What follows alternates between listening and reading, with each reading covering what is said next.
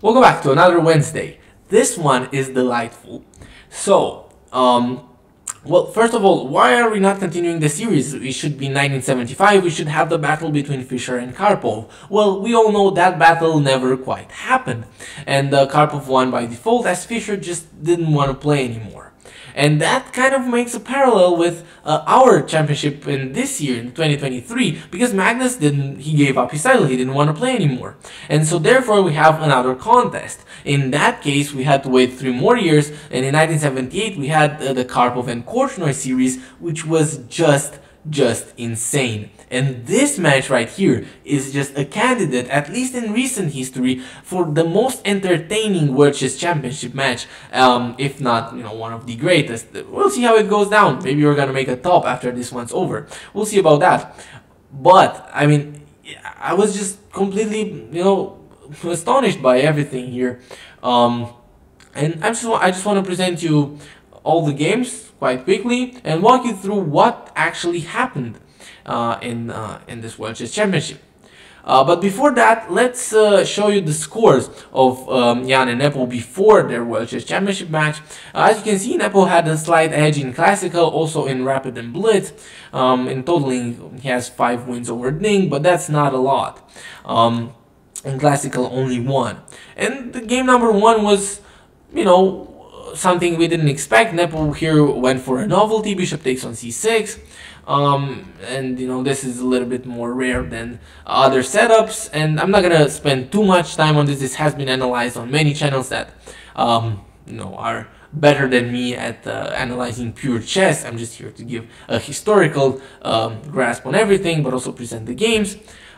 Basically here, in this position, instead of knight f5, Nepo could have went for h3, and the play would have probably turned out differently. Here there's quite a nice variation, rook f to e8, and you can play knight b3, and after this trade you can move the bishop h5 for example, and now queen g3 attacking this pawn. You have to defend the pawn, and then something like f3, and white has a slight edge. White can bring the rook, and white is looking for a win, but Nepo did not exactly go for that. He went for knight f5 and went for this trade, but this approach is definitely more it's less ambitious. And yeah, in the end Ding managed to consolidate. Nepo did the same, and here in fact the game got interesting again after the trade of rooks, as Ding was put under some severe pressure, also on the clock, as we saw time and time again in this match. But here Nepo did in fact miss like a better chance, although I don't blame him. By the way, the website is not loading. I'm doing this on Leeches. The website is not loading that good because there's like 60 people right now on this particular game, and I love seeing that. There's like a lot of people playing chess, and of course I don't mind it being laggy a little bit. Here bishop c7 would have gained him a pawn at least, although I get it, the counterplay seems a little bit scary, right? For example, queen d7,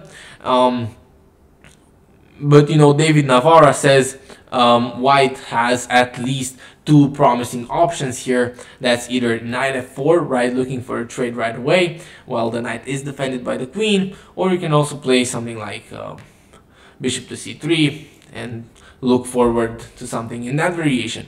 Instead, after bishop d6, Ding manages to consolidate everything, and after f4 the position is actually quite equal. c3 tries taking away the d4 square, but now both players decide to trade queens. Here Ding plays a really nice essential move, bishop d8, gluing everything together, and yeah, well, they end up trading queens, and then this is basically like a draw here. They play it on because it's a good sport to play on a little bit longer, but they eventually agreed to a draw. And this was not like a boring draw, it was like a high-level fighting game, as David Navara also said. He adnotated this game, by the way. And that leads us to game number 2. Game number 2 came in as a little bit of a shocker, I'm not gonna lie. This was coming back to move number 4 already, Ding played something we have never seen on the top level before, right? And this is a mark of his second. That's Richard Rapport, a player that I really like. I enjoy watching because he has some really great ideas. But Nepo treats this novelty as just something normal, and he goes for a line where this move is not something that's special at all. And Ding definitely plays his preparation. He gets a time lead, but now gets surprised by this move knight to a5. And this is probably like an unexpected move for Ding, as he has to spend a lot of time here, around 30 minutes, to figure out a way forward. The thing is, the best move would have been to take this pawn.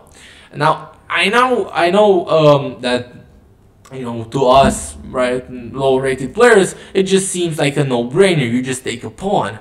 But I feel like there's still a lot of ways for black to win back the pawn, and all you gain here is a dynamic position that may or may not be in your favor. And I just think that, like, for example, bishop e4, a nice equalizing move to get everything back. I just think that Ding wanted to go for something safer. And in fact, he did go for something safer. He went for knight takes on f6.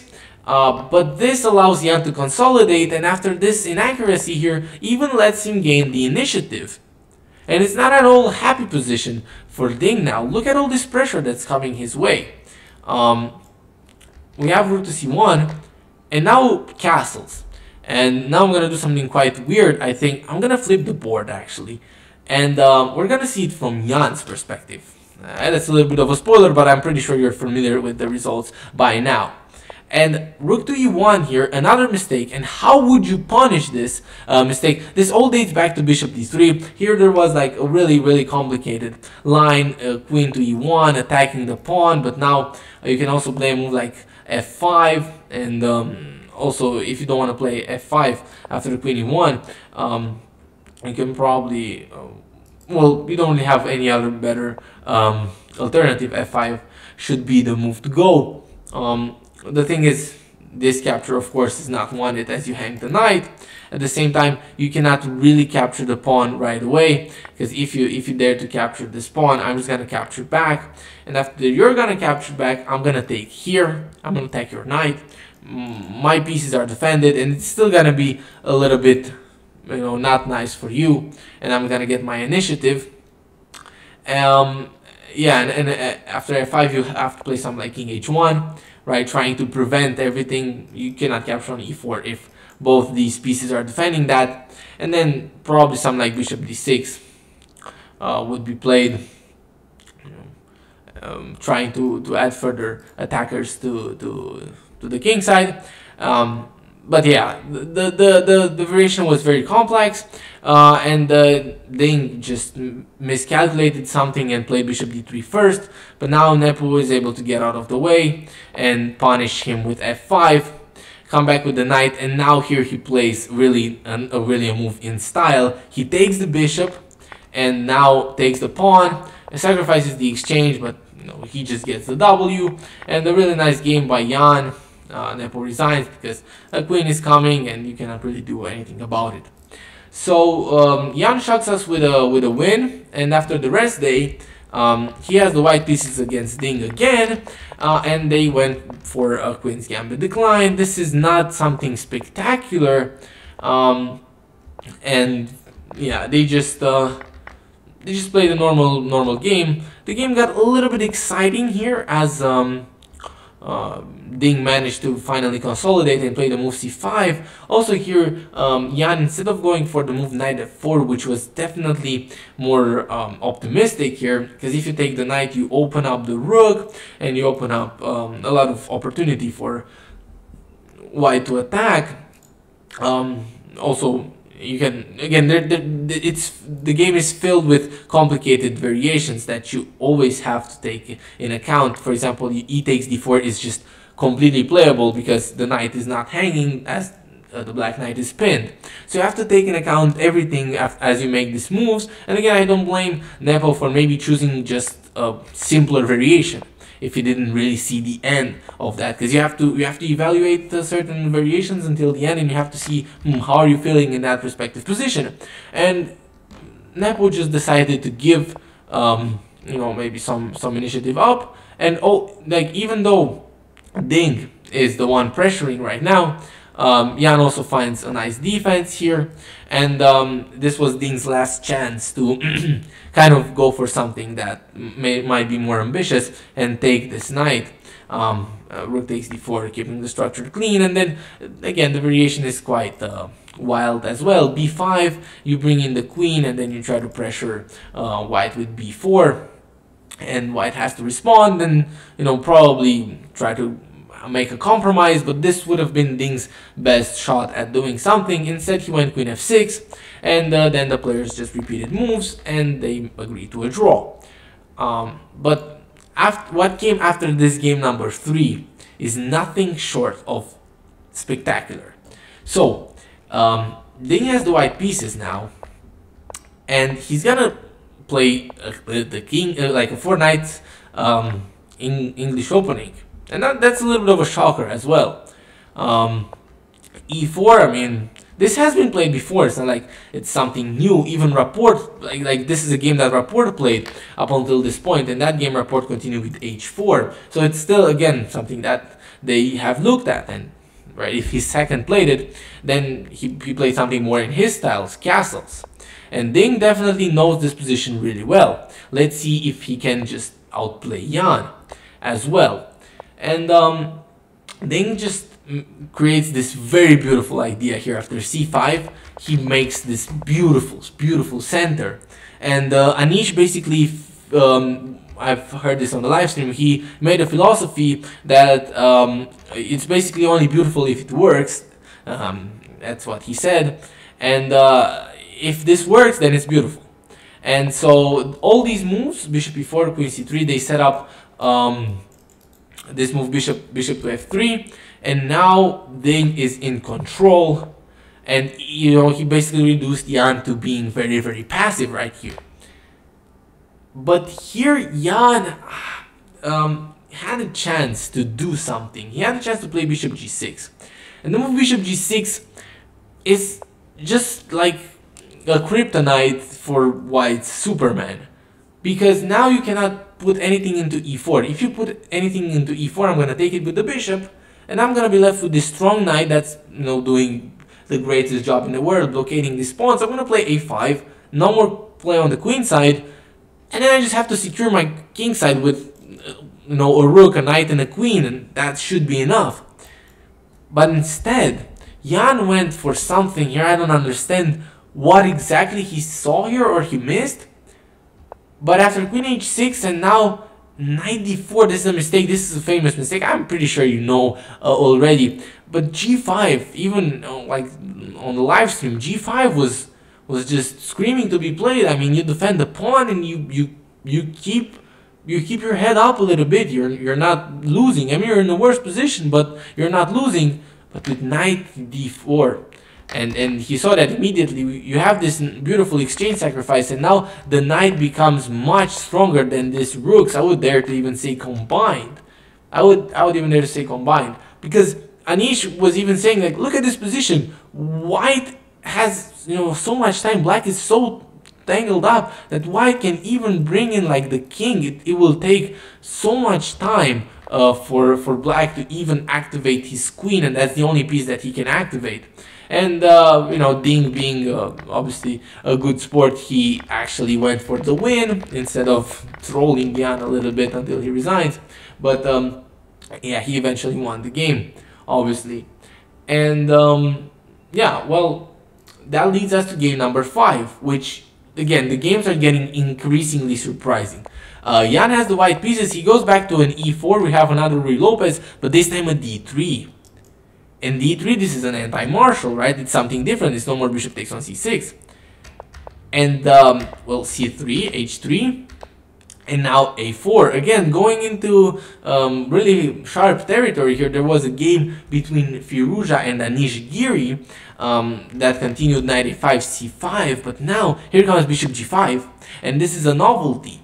And this move bishop g5 is important because Jan is gonna trade the bishop for the knight and now gain access to the juicy d5 square. And this is gonna put, you know, some problems. It's gonna ask Ding some questions. And here, you know, Grandmaster Harikrishna Pentala, who adnotated this game, he wrote, "This move was played after a 7-minute thought, which is puzzling to me. Black has a clear plan of bringing the bishop to b6 and activating it by playing c4. The question is, does Black have so much time to execute it?" So, that's what Jan is gonna demonstrate here. Basically, that Black doesn't have enough time to do that. And here, Ding, after this trade, is really, oops. Okay, I clicked wrong arrow. Okay, let me get back to the position. I'm sorry about this. Okay, going back to the position, 93, bishop b6, and now by the time that Black in fact gets to activate his bishop, White has already got a pawn on h5, and this knight is also, you know, just dead. White has so much space. And White is just now coming forward, kicks the queen back, knight f5, and now plays an essential move, queen e4. So attacking the rook, making the rook move, rook to e2, now defending everything, and now g4. And this move is also essential because it holds everything. And not only, I'm quoting Pentala Harikrishna, not only is White planning to launch an attack on the Black king, but he's also stopping Black from playing b4, right? You're gonna take here and you're not gonna lose the f5 pawn. So Black is forced to go back, and now king f1, also an amazing move, sidestepping this long diagonal here, and not at all a waiting move, right? And yeah, now g5, and Jan is breaking through. Really nice king e2, and now king f3. And yeah, it's just a matter of a couple of moves, and Ding resigns here because there's no way to stop checkmate to some way or another, and you're just gonna get checkmate here as White. So yeah, Nepo won this game, and then the very next day, not with the rest day in between, Ding had the white pieces and he played the London system. We have never seen the London system ever in a World Chess Championship match. We have never seen that. Yeah, well, this is again quite standard. This is not at all too special.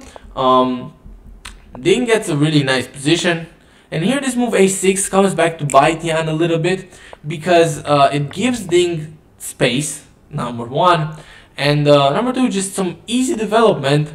And now all of a sudden you look at this position, and I mean, you don't feel the pressure right now, but what do you do with Black? You're not having too many useful moves, and now you're not going to want to trade queens, because if you trade queens, then, well, that was kind of like your only piece. If you trade the queen, then I'm going to have a much better position as White. I'm going to be more active, and I'm not going to have as many problems. So h4 now, just like Jan did in the previous game. Come on. The Ding also takes space, and now just puts his knight on a nice square. And you know, as Nepo tries to fight back, he's basically trading a pawn, but it's not all that right. Here, even though h5 is an inaccuracy, Nepo counters back with his own mistake. I mean, rook takes on e5 would have been a better approach. I'm not gonna get into the you know, complications and everything. Here, knight d6, a really nice retreat. You cannot take the knight. If you take the knight, I will take your rook with check, and after you take back, I'll take your queen. So you have to see all these tactics. Beautiful done by Ding.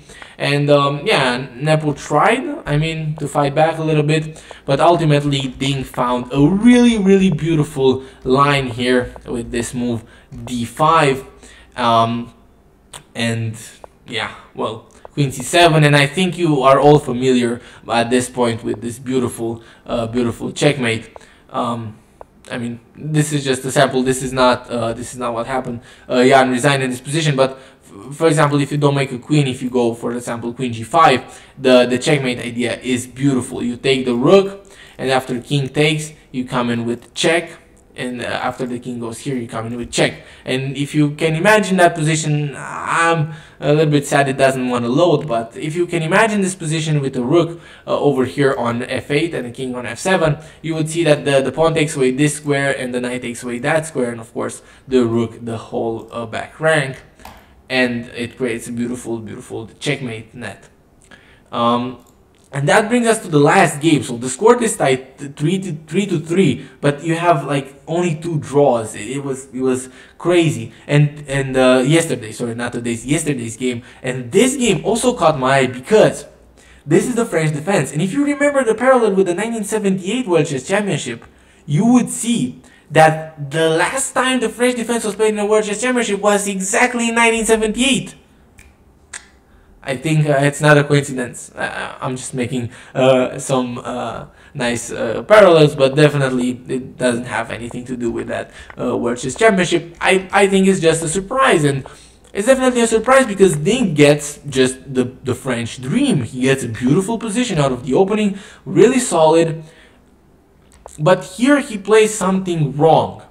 So instead of playing, you know, the natural move g6, right, just seeing this battery and going, oh, I'm just gonna play g6, and then, right, I mean, you can play some other moves, not with the queen, but with the bishop. You can maybe go with the queen, with the knight, try something else. What I'm trying to say is that he did not play g6, he played knight f6.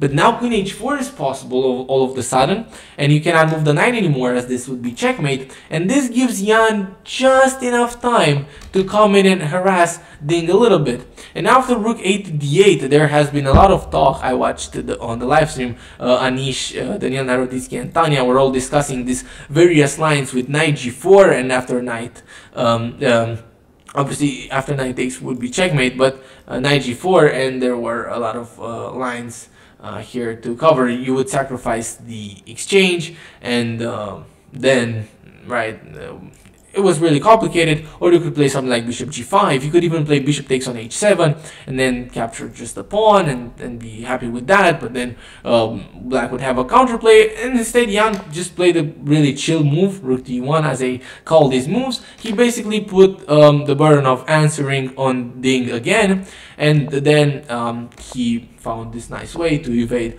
the threats, and the Ding in fact managed to come back now and achieve a drawn position.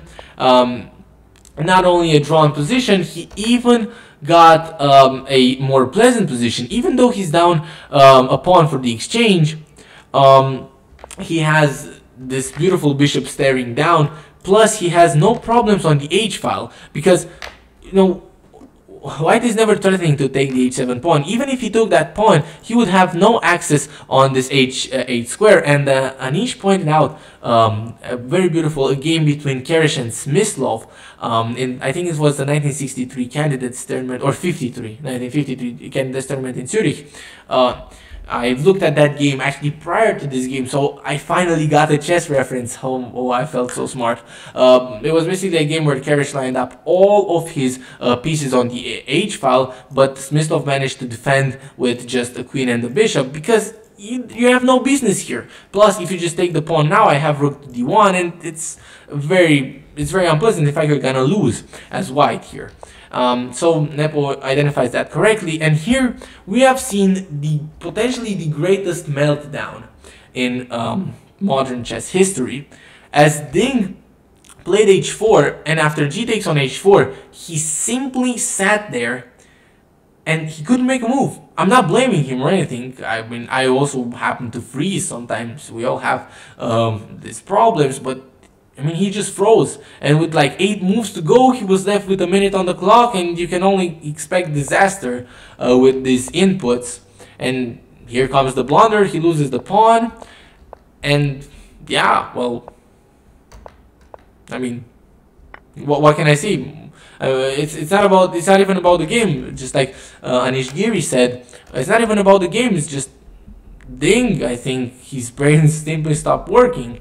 Because here you can play, as everybody commented, you can just play infinite moves. You can play bishop e5, for example, attacking the pawn. You can force your opponent to go back, let's say queen f2, and then you can just play something like, I don't know, rook d2 afterwards, or something like that, and then maybe even come back and give a check. I don't know. You can also play something. You have to make like 8 moves. So yeah, but Ding froze, and in the end we have the following situation. Jan is up a game after 7 games, but I'm sure that these players have much more in store for us. So yeah, well, I guess I'll see you next week with the 1978 World Chess Championship. See you then. This has been amazing. Yeah, Kowalsky out.